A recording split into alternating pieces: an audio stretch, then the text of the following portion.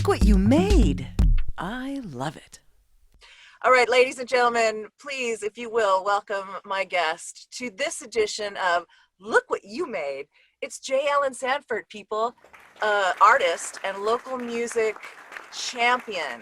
For years and years, I met you when I first moved to San Diego in 1999, and we've been friends ever since, Jay Allen Sanford. So welcome to the show.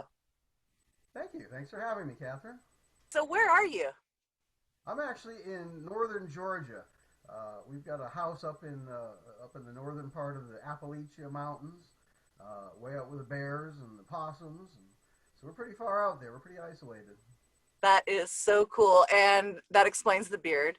No, you've always had that beard. This is definitely my isolation beard here. Quite epic, huh?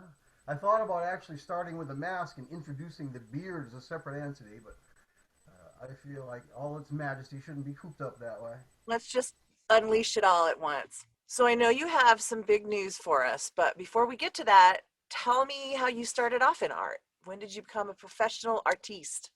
Well, I never actually aspired to be a professional artist. I was a writer for years and years. I had done cartooning as a kid in fanzines.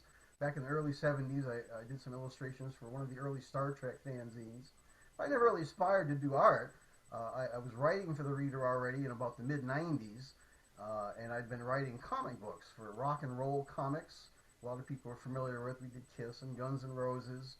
Never drew for any of those comics, though. We did something like 300 different comics. Not one panel had my art in it. And I launched the Overheard comic strip with the Reader. It's called Overheard in San Diego as a weekly strip. I didn't actually draw it. I just did the overhearing. I had a fellow named Joe Paradise who drew it.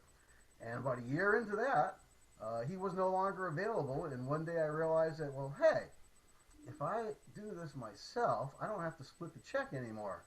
And that was the day I became a commercial artist. That was in maybe September 1997 or so.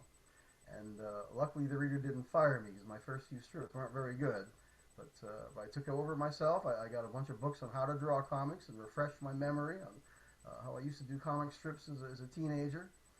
And miracle of miracles, they went for it. And they're That's still so letting me do it. cool. It's been 24 years now. Tell me about Wow. this, the very first Overheard. Well, I didn't actually envision it was going to run 24 years, or I might have done a little more of a careful job with that. It was about an hour-long gig. I took some existing art from rock and roll comics by a fellow named Scott Penzer, one of our best artists, and just pasted it up as an idea to show to the editor I was already writing for. And I thought it was going to be a one-shot, actually. I thought it might run one or two issues.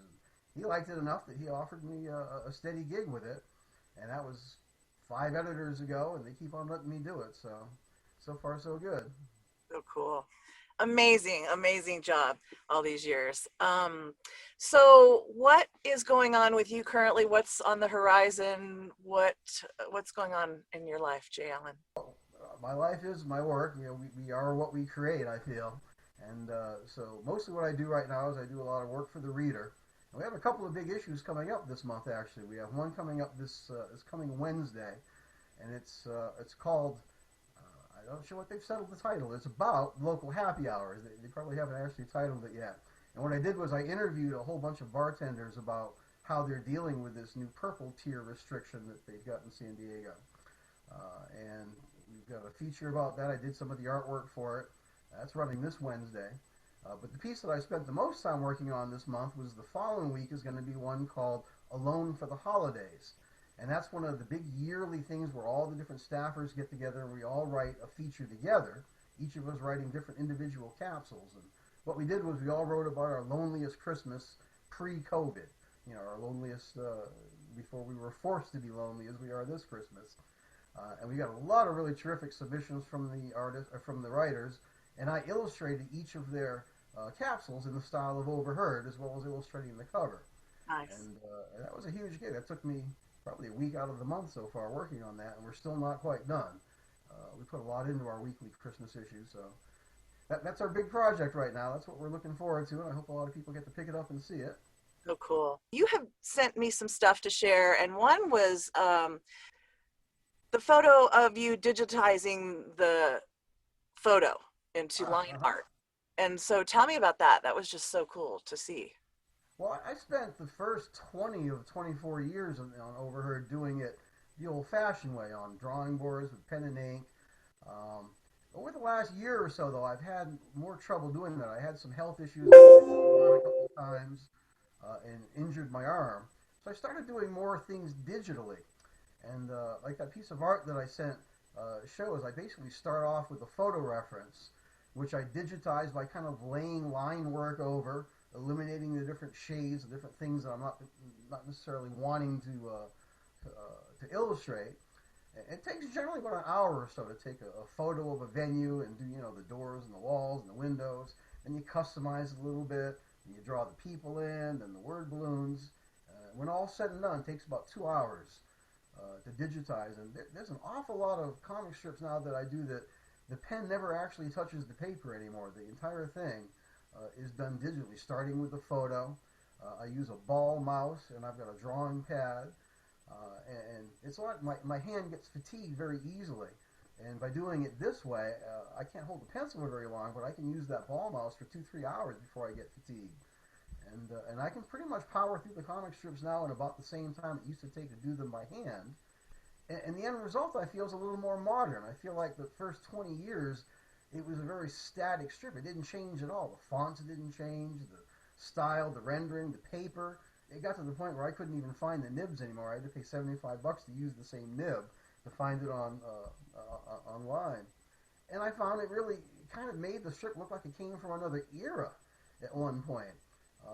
So even though I was kind of forced, dragged, kicking and dragging into the digitizing aspect, Yeah. I feel like it's made the strip a little more modern now. It looks a little more like what people expect in the 21st century a comic strip is going to look like. It's what illustrators do now. I kind of miss the look sometimes of that sort of slightly sloppy, ink leaking around the edges, word balloon, paste up marks showing Yeah. that characterized it for so long. Yeah. Sometimes it almost looks too neat and too immaculate, and so I go and I mess it up a little bit. Yeah. Good. But that's what's ended up happening is now an almost wholly digitally created strip, and will probably be that way going into the future. There will be somebody eventually doing it besides me, and they're a lot more modern than I am in their techniques, I'm sure. So I think it's going to look this way from now on. Awesome. I love it. Tell me about this news. Well, as I said, there will be somebody else besides me someday doing Overheard, and because I am actually going to retire from the strip this year. My plan originally was to retire the comic strip and myself at the same time, but I guess you could call it by popular demand. The strip will keep on going, Yay. uh, and there are a couple of different artists actually who are planning on picking it up. It's real hard to find somebody like myself who has little better to do every week than do this every 7 days for 20 odd years. So there's going to be a couple of different folks. I'm not allowed to tell you their names yet, but they are fairly well known in the cartoon business, fairly well known to San Diego, and one of them actually would be very well known to the readers because he's been a long-time contributor as well in the art department. And that's going to happen right around, pending this pandemic situation, August of 2021. Okay. We're going to throw a big old farewell party in San Diego. We're going to have a bunch of bands play and make a day of it, make a night Yay. of it. And I get to relax finally. I get to go 7 days, 14 days, 30 days not doing a comic strip. It's hard to even imagine what that's going to be like. Congratulations. And that's so cool that your legacy will carry on. That's just fantastic. I love how it worked out. Going to be right around the 25-year mark when I bow out. And I'm hoping that August is a good time to throw a big party in San Diego. Hoping people can actually come to it. Yeah. By then, we will be able to gather and pay tribute to this wonderful legacy of yours. Well, that's so cool, Jay. I love it. If someone wanted to hire you, would you create something for them if someone commissioned you to do a piece? I actually was living off of freelancing that sort of work for quite a few years. I haven't had an actual job since 1992. I've been working from home since then. So even though I'm plugging the reader now, and I tend to mainly be plugging my reader work since that's mostly what I do, I've also been freelancing the whole time. I do everything from pet portraits to album covers, posters for events, things like that. I did that a lot up until I got injured earlier this year. I haven't done very many commissions this year. But I think I will be doing more of that in the future. If people are willing to commission me for this more sort of digitized looking work, as opposed to what I used to do with color pencils and things like that, I would be up for doing more commissions in the future. It kept me alive. It's what paid most of the bills around here for quite a few years, was doing freelance work. Nice. You can find my art on probably 50 different CD covers at this point. Nice. How do people contact you? They can get a hold of me on Facebook just by looking up Jay Allen Sanford, or if you ever to contact me via the reader, for instance, if you have any ideas for reader stories, I can be reached there at music@sandiegoreader.com, because I guess I am music at San Diego Reader. You've been such a great friend all these years. I just so enjoy your work, and I appreciate you taking this time and talking with us. Okay. You played at the very first promotion we ever had for Overheard in 2010, probably. We had an art show. Yeah. And you should have taken advantage of this opportunity to plug the fact that you are the person who did the Overheard in San Diego theme song. Well, when Eric C. Home. When Eric C. Home and I got live for the first time that night, that was a big thrill. We whipped that up. All right, Jay, thank you so much. We'll take it. Thanks for having me. I appreciate it. We'll take it out with your song. Beauty. Have a good night.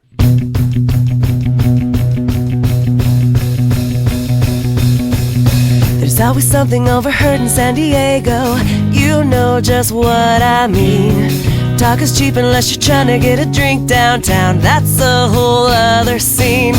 She said, did you hear about that guy? That dude we met last night. He said, I don't even know if I remember, 'cause I was drinking memory erasers. Overheard in San Diego. I was waiting for the bus one day in South Park. This girl came up to me. She said, you really, really, really look familiar. Didn't we smoke some weed? Then I remembered that we made her at the Kiss Bar. Now she looks like Jay Allen Sanford. Overheard in San Diego. Overheard in San Diego. Overheard in San Diego. San Diego. Look What You Made is a half-fast TV production for Listen Local Radio, made possible with support from our sponsors and subscribers. Subscribe today at patreon.com/listenlocalradio. Thanks for watching.